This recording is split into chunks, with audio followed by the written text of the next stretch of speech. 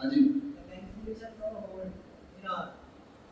a ring R is without zero divisor. Without zero divisor, if and only if cancellation law hold in R. यह ठीक है।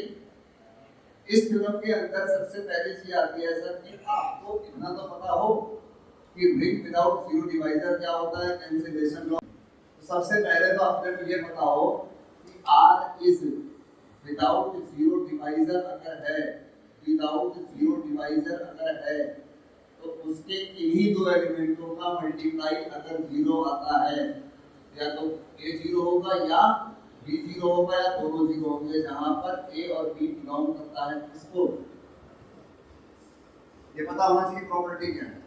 उसके बाद cancellation law, A अगर not equal to zero है, A अगर not equal to zero है तो AB बराबर AC या BA बराबर CA, तो यहाँ पर B बराबर C और यहाँ पर B बराबर C, ये आपके लिए लेफ्ट कैंसिलेशन है और ये आपके लिए राइट कैंसिलेशन है, ये है। और अब आपको ये चीज गिवन है वो प्रूव करनी है, और वो चीज गिवन है तो आपको ये प्रूव करना है, ठीक है ना। तो सबसे पहली चीज है कि R जो है विदाउट जीरो डिवाइजर है। आपने कहा सर A अगर नॉट इक्वल टू जीरो है, AB बराबर AC है, आपने इसे AB माइनस AC बराबर जीरो लिखा, आपने यहाँ पर A कॉमन लिया, B माइनस C बराबर जीरो लिखा और आपने लिखा B माइनस C बराबर जीरो। कितना आसान लगता है लिखना, कुछ भी तो नहीं है, इसके लिए रीजन देना पड़ेगा आपको, क्योंकि R इज क्या है without zero divisor and A जो है वो नॉट इक्वल टू क्या है, ये वही समझ पाएगा कि B माइनस C बराबर जीरो से इसका क्या संबंध है। A अगर नॉट इक्वल टू जीरो है तो A और B की वैल्यू जीरो तभी हो सकती है जब A जीरो हो, या इसका मतलब B माइनस C जीरो होना चाहिए, इसका मतलब B बराबर, ऐसा लिखोगे तो आपको कितने नंबर देगा।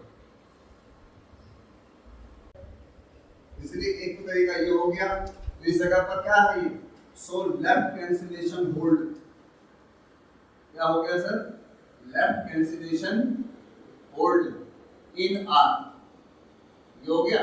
सिमिलरली चाहो तो लिख दो, नहीं लिखना तो आप अपने हिसाब से BA बराबर कितना CA, BA माइनस CA बराबर जीरो, फिर क्या लिखा आपने B माइनस CA बराबर जीरो, फिर क्या लिखा आपने B माइनस C बराबर जीरो, मतलब B बराबर C, और आपने लिख दिया राइट कैंसिलेशन होल्ड इन।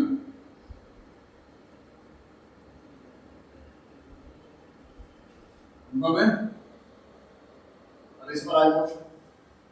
अब हमारे पास गौर करने वाली बात है, विदाउट जीरो डिवाइजर गिवन है और आपको ये बताना है कि कैंसिलेशन गिवन है, आपको विदाउट जीरो डिवाइजर, ठीक है। तो आप गौर करो, इसका इस्तेमाल बाद की बात है। अब ये सोचो AB बराबर जीरो, तो दो बातें बुक में लिखा है मैंने, suppose A not equal to zero, B not equal to zero, मतलब मैं ये कहना चाह रहा हूं कि मैं विद जीरो डिवाइजर हूं, मैंने नोट्स में लिखा है विद जीरो डिवाइजर हूं, और मैंने साबित ये किया कि विद जीरो डिवाइजर पॉसिबल। वही बात को मैं इस तरीके से करता हूं, सपोज मान लो if A not equal to zero, या मान लो कि if B not equal to zero, अगर A not equal to zero है तो मान के चलिए अगर कैंसिलेशन लॉ होल्ड हो रहा है तो B बराबर जीरो आएगा, मतलब विदाउट जीरो डिवाइजर आएगा ही आएगा, और अगर B not equal to zero है A बराबर जीरो आएगा। सबसे पहले इसके लिए हमने क्या किया, ये लाइन, तो ये लाइन याद नहीं रहती, इफ एंड ए बी बराबर 0 लेना है, ये याद रखना चाहिए। हमने इस चीज के लिए ही दे दी। अब हमें b बराबर 0, इसमें b बराबर 0 प्रूव करना है और इसमें क्या प्रूव करना है, ताकि ये साबित कर सके कि आइदर a और b must be not equal to, sorry must be equal to 0। कहने का मतलब है विदाउट जीरो डिवाइजर की कंडीशन को होल्ड करें। अब यहां से कैसे पकड़ेंगे इसे, कैंसिलेशन लॉ का इस्तेमाल करना है। गौर से देखिए ab को लिखा a0 और यहां ab को लिखा 0b, b काटना है ना, इधर a काटना है, तो नॉट इक्वल टू 0 होता है, कैंसिलेशन में वही कटता है। तो इधर ऊपर तो आपने a नॉट इक्वल टू लिखा है, अरे भाई मैंने क्या कहा, तो मत a नॉट इक्वल टू मैंने नहीं लिखा, मैंने कहा जो कैंसिल होना है वो नॉट इक्वल टू 0। कल को ab बराबर ac की जगह आप ab बराबर cb लिख दो तो b नॉट इक्वल टू 0 होना चाहिए, a बराबर c आ जाएगा। ऐसे तो परमानेंट है ना, पता हुआ किसी का b बराबर c को कैंसिलेशन माना, तो नंबर्स हैं। हमेशा हम क्रम से बात करते हैं, क्रम से काम करते हैं, इसीलिए लगता है कि हम करते हैं। मैंने ये बात कहा ABC का मतलब ये कतई नहीं है कि A ही not equal to 0, B not equal to भी हो सकता है, C नॉट इक्वल टू भी हो सकता है, लेकिन जो भी नॉट इक्वल टू 0 होगा उसका ही कैंसिलेशन होगा। और इस जगह पर गौर करिएगा, यहाँ A से A कटेगा, बाई इससे, क्योंकि जो चीज गिवन है इस्तेमाल तो उसी का होना है, ये नहीं कि आप किसी और तरीके से ले आओ। और यहाँ पर बाई राइट कैंसिलेशन, इसका मतलब है सर, सो AB बराबर अगर 0 है then either A और B is equal to 0, इसका मतलब है ring is without zero divisor hold करेगा। क्या कहते हो, कंफर्म है? एवरी देखो जी, अभी हमारे भाई निशांत ने कहा every field is an integral domain, ठीक है, ये थ्योरम है। बट कन्वर्स इज, अब ये भी पूछा नहीं जाएगा और इसमें लिखने की भी जरूरत नहीं है, लैग्रांज में तो इसलिए है क्योंकि भाई वो बेहतरीन सवाल है। इसमें बात की हर फील्ड इंटीग्रल डोमेन होता है, जो लोग एंट्रेंस की तैयारी कर रहे हैं उनके लिए बता रहा हूं, every field is integral domain. और कल को स्टेटमेंट आ जाए a finite integral domain is a field, तो सही है। मैंने यह कन्वर्ट नोट टू, चलिए कन्वर्ट से नोट टू ना इनफाइनाइट के लिए, फाइनाइट जो होता है इंटीग्रल डोमेन वो हमेशा फील्ड की प्रॉपर्टी को होल्ड करता है। थ्योरम है, अगली थ्योरम में ऐसे कंफ्यूज होता है कि आपने कहा था कि जो इंटीग्रल डोमेन होगा जो फील्ड नहीं होगा, उसमें वर्ड है finite integral domain is a field, तो वो स्टेटमेंट काम आएगी। अब यहां तो सर ये है every field is an integral domain. सबसे पहले बात आप मेरे साथ समझिए, suppose let r plus comma dot is a field, ठीक है जी, फील्ड गिवन है ना अपने को, तो क्या क्या होगा sir, r plus comma dot जो होगा नंबर 1 रिंग होगा, number 2 r comma dot is commutative होगा जी, number 3 r hold the unit element, confirm है जी। Number 4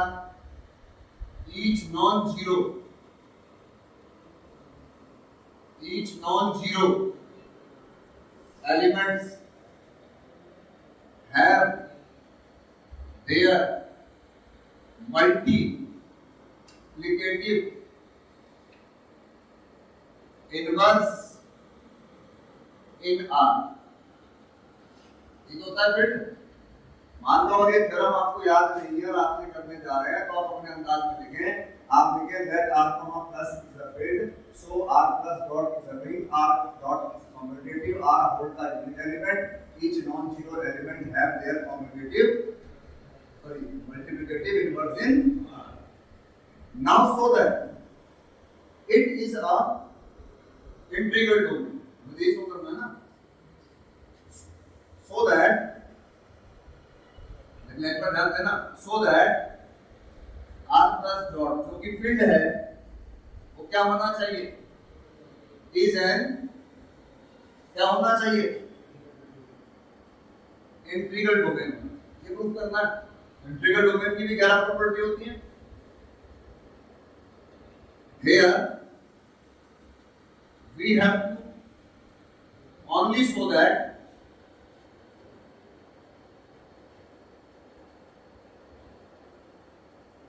R is without zero divisor। मतलब मुझे ये लाइन के आगे भी लिख सकता था, so that R is without zero divisor। मतलब मुझे सिर्फ ये इसके लिए, क्योंकि अगर R प्लस इंटीग्रल डोमेन है, नंबर 1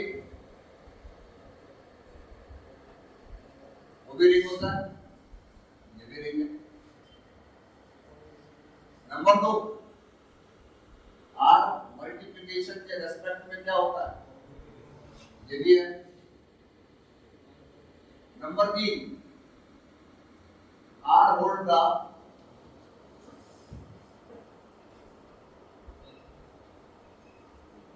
क्या, तो भाई साहब 10 प्रॉपर्टी तो पहले से है। यहां पर जिस बंदे को मैं इंटीग्रल डोमेन प्रूव करने जा रहा हूं उसमें और इसको प्रूव करने में 10 चीजों में कॉमन है। 10 चीजें प्रूव नहीं करनी, सिर्फ एक चीज प्रूव करनी है। वो कौन सी, जो 11वीं प्रॉपर्टी है इसकी ये है सर, R इज क्या, विदाउट जीरो डिवाइजर। यही तो है। तो आज की डेट में किसी फील्ड को इंटीग्रल डोमेन प्रूव करना है तो सिर्फ और सिर्फ क्या प्रूव करना है, ठीक है ना।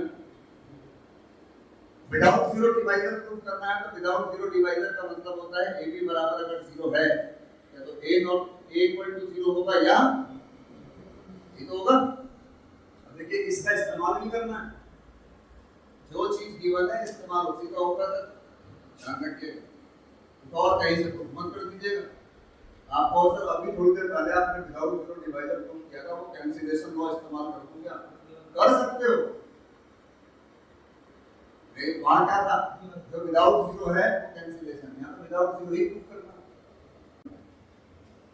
अब हमें प्रूव करना है विदाउट जीरो डिवाइजर, तो कैसे प्रूव करें सर, फिर वही बात, ए बी बराबर जीरो की बात चली तो हमने कह दिया सर क्या पता ए नॉट इक्वल टू जीरो, और क्या पता कोई क्या करूँ कि आपको उसी लाइन में चलेगा। तो रटे बात में क्या हाल है, ए बी बराबर जीरो है, ए जीरो कैंसिलेशन लॉ, यहाँ कैंसिलेशन ना कोई जिक्र नहीं है और बेचारे की खिचड़ी पक चुकी है। यहाँ पर गौर करिए ए नॉट इक्वल टू जीरो है, देन ए इनवर्स क्या करेगा, ये तो कहा था इसने, each non-zero element have their multiplicative inverse in R। होगा तभी इस्तेमाल करो। और इस जगह पर क्या होगा सर, B इनवर्स एग्जिस्ट, और एग्जिस्ट करेगा, यहाँ लगा देंगे प्री में और यहाँ लगा देंगे पोस्ट में, यहाँ लगा देंगे एसोसिएटिव लॉ, यहाँ लगा देंगे एग्जिस्टेंस ऑफ आइडेंटिटी, यहाँ लगा देंगे एसोसिएटिव लॉ, यहाँ लगा देंगे एग्जिस्टेंस ऑफ आइडेंटिटी, यहाँ लगा देंगे एग्जिस्टेंस ऑफ इनवर्स, यहाँ लगा देंगे एग्जिस्टेंस ऑफ इनवर्स, यहाँ लगा देंगे एग्जिस्टेंस ऑफ आइडेंटिटी, और यहाँ भी लगा देंगे एग्जिस्टेंस ऑफ आइडेंटिटी। मतलब ए बी बराबर जीरो में यदि ए जीरो नहीं है तो बी जीरो होगा, और बी जीरो नहीं है तो कोई एक जीरो होगा। इसका मतलब है विदाउट जीरो डिवाइजर की कंडीशन को होल्ड करता है। So A B is equal to zero है, आइदर ए और B is equal to zero, so R holds the without zero divisor, और जीरो डिवाइजर अगर होल्ड कर गया so R is an integral. मानते हैं इस बात को?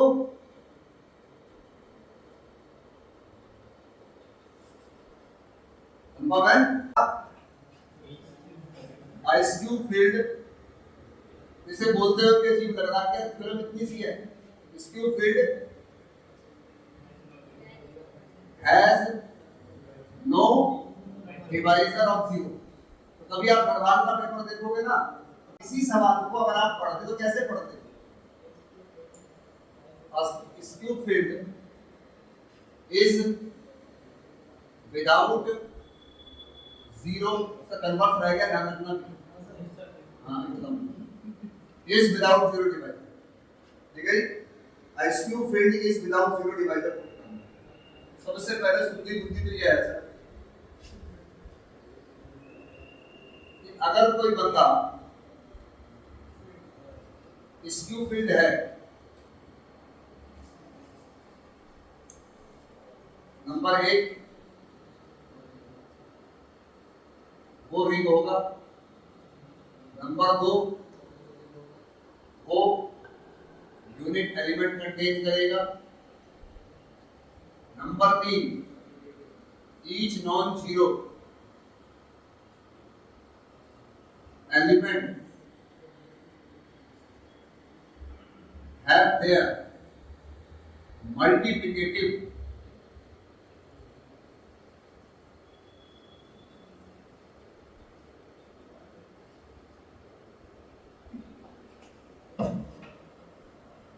ये होता है इसके ऊपर। बस एक प्रॉपर्टी मिसिंग है, कम्यूटेटिव, वरना ये फिल्ड होगा। इसमें 10 है, फील्ड से एक कम, कम्यूटेटिव नहीं। तो पहली वाली जो फिल्म कही थी हमने, मैंने कहा ना मिटा दिया, वो भी तो यही थी। उसमें फील्ड गिवन था और हमने क्या प्रूव किया था? तो क्या बोलते पहले, तो इसमें भी यही करना है। इसमें भी भाई ए बी बराबर जीरो है, बस यहाँ इंटीग्रल डोमेन नहीं प्रूव करना खाली, ठीक है। लेकिन यहाँ पर जो काम अब हम करने जा रहे हैं ये वही है जो उस थ्योरम में किया था। उस थ्योरम में भी ये प्रॉपर्टी थी, इसमें भी है। तो हमारे पास आइसक्यूब फील्ड है, मतलब ये सब कुछ है। आपको विदाउट जीरो डिवाइजर निकालना है सर, शुरू हो जाओ भाई। ए अगर नॉट इक्वल टू जीरो है, बी अगर नॉट इक्वल टू जीरो है, ए अगर नॉट इक्वल टू जीरो है, ए इनवर्स एग्जिस्ट करेगा, बी अगर नॉट इक्वल टू जीरो है तो बी इनवर्स एग्जिस्ट करेगा। और आपने इस जगह पर ए बी बराबर जीरो में ए इनवर्स से बोथ साइड अप्लाई किया, और थोड़ी देर पहले ही आपने और मैंने प्रूव किया था बी बराबर कितना, और इस जगह पर ए बी बराबर जीरो था, ए बी को बी इनवर्स से ऑपरेट किया, और फाइनली थोड़ी देर पहले ही मैंने और आपने क्या प्रूव किया था? हमने क्या, every field is an integral domain, but every integral domain is not तो नॉट का मतलब ये कतई नहीं होता कि कभी नहीं होगा। कन्वर्स नॉट ट्रू का मतलब ये कभी नहीं होता कि कभी नहीं होगा, हो भी सकता है और नहीं। जो चीज श्योरिटी भी नहीं है वो हमेशा नॉट में जाएगा, ठीक है ना बात। जो चीज श्योर है उसके बारे में बात करते हैं, जरूर बनेगी। अब कन्वर्स इज नॉट ट्रू, इसके लिए एग्जांपल देना है। तो एग्जांपल में क्या दिया गया है, let set of integer, set of integer I is an integral domain with respect to addition and क्या मल्टीप्लिकेशन। मतलब हम ये कह सकते हैं सर कि आई जो है एडिशन और मल्टीप्लाई के रेस्पेक्ट कंसेप्ट में इंटीग्रल डोमेन होता है। कोई कह सकते पेपर में अगर सवाल आ गया कि इंटीग्रल डोमेन प्रूव करो, हो सकता है सवाल ही बन जाए। सो दैट क्या प्रॉपर्टी प्रूव करनी है, हम लोग चर्चा कर लेते हैं। सबसे पहले सर ये इंटीग्रल डोमेन होता है, हम कह रहे हैं कि ये फील्ड नहीं है। क्यों नहीं है? Here 1 and -1 have multiplicative inverse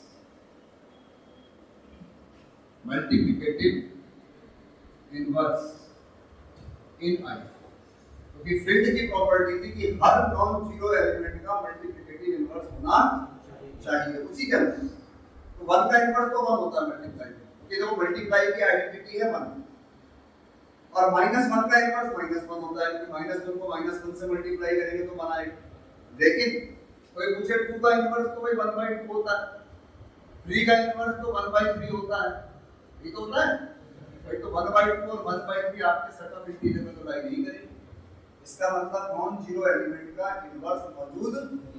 इस वजह से here only 1 and -1 have multiplication inverse, other non-zero elements in I have not any multiplicative inverse। Confirm है बात? ये लाइन लिखने के लिए सोच की जरूरत है, रटने की जरूरत नहीं। तो कोई रट लेगा सीधे इनवर्स नोट को याद कर लिया। हम बार-बार एक बात कह रहे हैं, याद कर लिया। हमने सिर्फ समझ के याद किया। अगर हम आज ये लाइन बदलना भी चाहें तो बदल भी सकते हैं। कोई कहे सर मैं ऐसा नहीं लिख पाऊंगा, आपने कहा here 1 and -1 have multiplicated inverse but 2 belong to y। कोई कहे सर इतनी लाइन लिख पाएगा, but 2 belong to y and 1/2 is multiplicative inverse of इसका 2 का, but 1/2 not belong to क्या? बात तो सब कुछ है लेकिन सोच तो हो।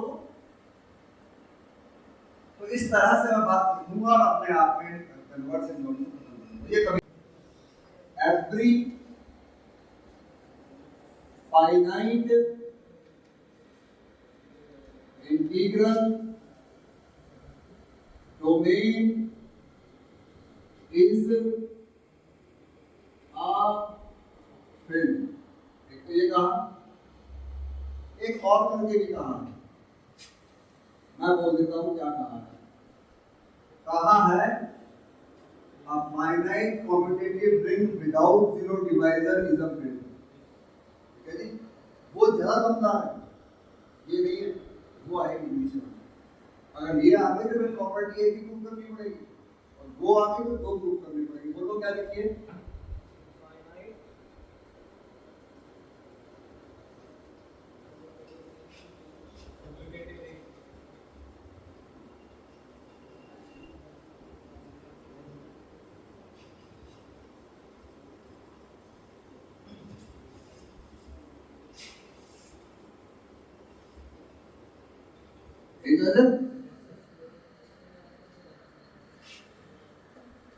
इस फिल्म को अगर आप कृष्णा में ऐसे में देखेंगे तो बहुत डिफिकल्ट फॉर्म है, बहुत डिफिकल्ट है।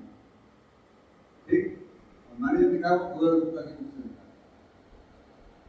तो जहां पर मैं बात करूं आपके लिए finite commutative ring without zero divisor is a field.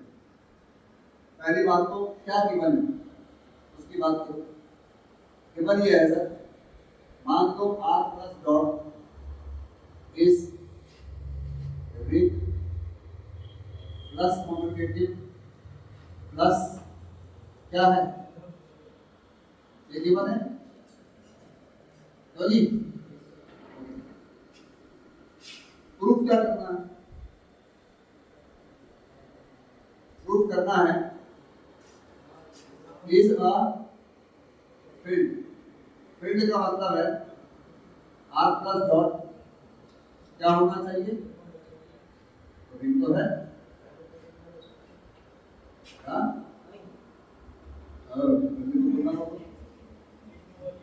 Competitive भी होना चाहिए, कॉम्पिटेटिव भी है, ठीक है जी। फिर उसके बाद यूनिट एलिमेंट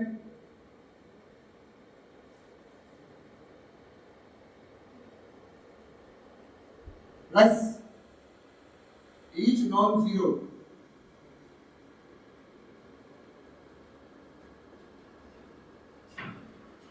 मतलब मैं अगर फील्ड प्रूफ करना चाहता हूं तो मुझे ये सब चाहिए, जिसमें से इनकी मुझे कोई जरूरत नहीं है, क्योंकि जिसको मैं प्रूफ करने जा रहा हूं उसके पास वो पहले से है। तो मुझे कायदे से आज की डेट में प्रूफ क्या करना है, कोई प्रॉपर्टी प्रूफ करनी है, मान तो प्रूफ कर दी, ये फील्ड हो गया, ठीक है ना। बस ध्यान रहे ये अपने आप में इस जगह पर जो भी दिया हुआ है ये फाइनाइट, ठीक है। सबसे ज्यादा जोरदार चीज है। अब देखिए कैसे प्रूफ किया जाता है, इतनी बात तो क्लियर है इसको। अब गौर करिएगा, let r is equal to a1, a2, dash dash करके मैंने an लिखा होगा आपके नोट में, क्योंकि हमने क्या कहा फाइनाइट, तो मैंने n एलिमेंट ले ली, is a finite commutative ring without zero division, without zero division, ये मैंने ले लिया। अब मुझे प्रूफ करना है यूनिट एलिमेंट और मुझे प्रूफ करना है कि हर नॉन जीरो एलिमेंट का इनवर्स मौजूद होना। थोड़ा सा ध्यान रखिएगा, थोड़ा सा हमने क्या किया, एक नॉन जीरो एलिमेंट लिया, हाँ मेरे वर्ड को ध्यान रखिए, ये ए जो मौजूद है इस जगह पर, ये कौन है, इनमें से कोई एक, कोई कहे कि कौन हो सकता है मुझे नहीं पता। ये ए जो है A1 हो सकता है, A2 हो सकता है, A3 हो सकता है, AN हो सकता है, कुछ भी कोई एक होता है। पहला स्टेप अगर आप पहला स्टेप। दूसरा स्टेप हमने क्या करा, इस ए को सभी से मल्टीप्लाई करके दिखाया है, मल्टीप्लाई कर सकते हैं, और ये सारे के सारे क्या होंगे, डिस्टिंक्ट एंड सारे के सारे किसको बिलोंग करेंगे, क्लोजर प्रॉपर्टी को होल्ड कर रहा है। इसका मतलब है सारी मल्टीप्लाई आर में होगी और ये सारे के सारे अलग अलग, कोई किसी के इक्वल नहीं हो सकता। कोई कहे अगर हो गया तो आप क्या रोक लोगे, हमारे में चल रहा आपका जो, बाकी नहीं है कहीं आपका नाम, ये सोचते हो a into ai बराबर a into aj, मतलब दो मल्टीप्लाई मान लो अगर बराबर हो गई तो क्या होगा, इक्वल क्या होगा। इसको मैं इधर लाया और हमारा विदाउट जीरो डिवाइजर है, दो बंदों का मल्टीप्लाई जीरो कब आता है, उनमें से कोई एक जीरो। अब आपने a को तो पहले कह दिया नॉट इक्वल टू जीरो, इसका मतलब है विदाउट जीरो डिवाइजर से ai माइनस aj बराबर जीरो, मतलब ai बराबर कितना, संभव नहीं है। तुमने कहा था कि n एलिमेंट है, आप चुपके से बात में कहते दो बराबर है, तो एलिमेंट कम नहीं हो गए, ये संभव नहीं है। इसका मतलब है sir ai not equal to, कोई किसी के इक्वल नहीं होगा, ये चीज भी नोट्स में मेंशन है, ऑल आर डिस्टिंक्ट, और ये सब आर में लाई कर रहे हैं। तीसरा पॉइंट देखो, अगर निशान भाई ये सारे आर में लाई कर रहे हैं और ए भी किसमें लाई कर रहा है, तो कोई ना कोई मल्टीप्लाई तो ए के बराबर होगी, मान लो। इस जगह पर गौर करें, हम ये कह रहे हैं सर ये बिलोंग टू आर है और ये सारे सारे अलग अलग है, ए बिलोंग टू आर है, इसका मतलब कंफर्म है सर, रेयर कोई ना कोई एक मल्टीप्लाई, कोई ना कोई एक मल्टीप्लाई, जाहिर सी बात है ए के बराबर कौन सी होगी मुझे नहीं पता। मैं अभी इसका एग्जांपल दे रहा, 3 into 1 3, 3 into 2 6, 3 into 3 3 into 4 5, 3 into 5 15 आएगा ना, 4 3 into 6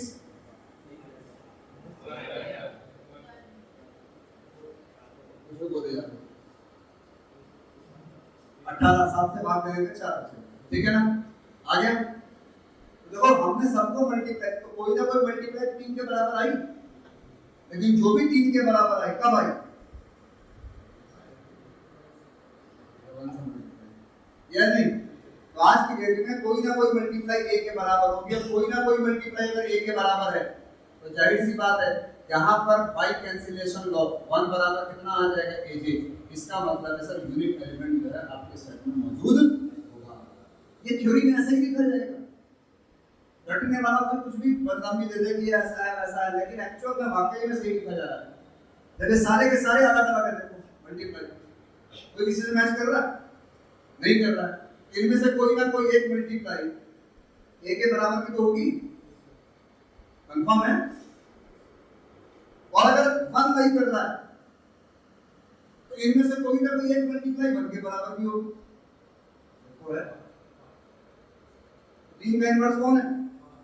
इसी प्रकार हमने चौथे पॉइंट में कहा कि अगर 1 बिलोंग कर रहा है तो कोई ना कोई एक मल्टीप्लाई जो है वो 1 के बराबर, कौन सी होगी हमें नहीं पता, फिर हमारे घर में तो कोई भी बता देगा 3 का इनवर्स कौन है, a का इनवर्स कौन है, लेकिन होगा जरूर। और इस जगह पर गौर करो, as जो है वो क्या है? a का मल्टीप्लिकेटिव, देख लो यूनिट एलिमेंट भी लाई करता है और जो नॉन जीरो एलिमेंट है उसका इनवर्स भी लाई करता है। इसका मतलब सर ये अपने आप में फील्ड की प्रॉपर्टी को